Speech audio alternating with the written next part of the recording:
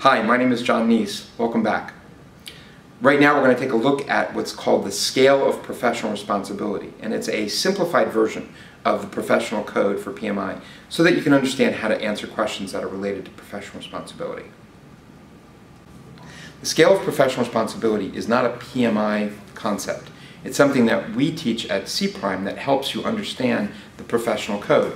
The professional code is quite lengthy, and it's important to understand fully what's in the professional code.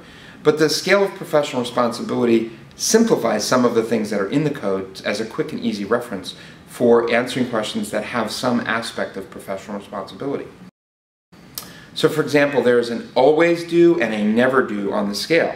So always do down to never do. And then sometimes in the middle there's a gray area it's kind of questionable. It's not always clear about what the right action is to do. But by clarifying the things that are an always and a never, that will help you answer questions on the PMP exam. So for example, always obey the law and never report false data. Those kinds of things are clear and separate, so it's easier to see how the question is being shaped, so you know where these things fall on the scale. Another thing to never do is escape. So there'll be opportunities to cancel a meeting or postpone an event or quit the job or quit the project or resign from the company. Those kinds of things I put in the category called escape.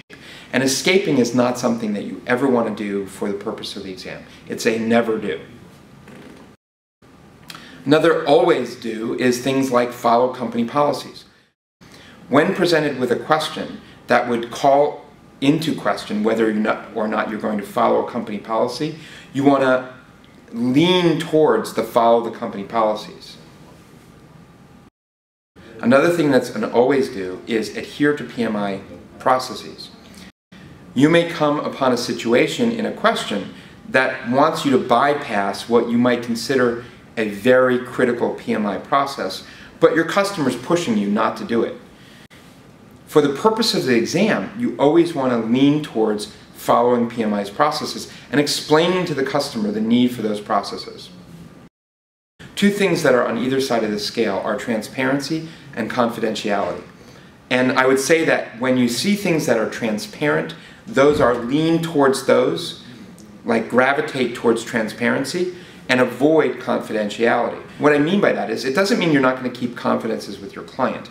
It's that some things may be presented as your strategy would be keep it confidential within the project team, and for the most part, those answers will probably be wrong.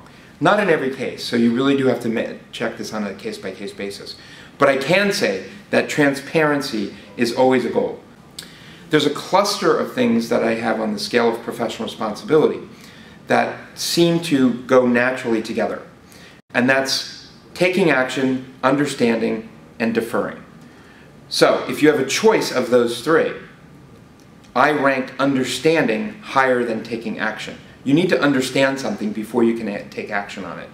And if you have your choice between understanding and take action, choose understanding. Understanding could be in a variety of words. It could be research, investigate, discover, ask. All of those verbs are all related to understanding. Taking action could be a whole myriad of ways, but you could see that something is going to be done. Deferring is any kind of postponement of any kind. So if you have your choice of understanding, taking action, and deferring, that's the ranking system. Understanding trumps taking action, and taking action trumps deference.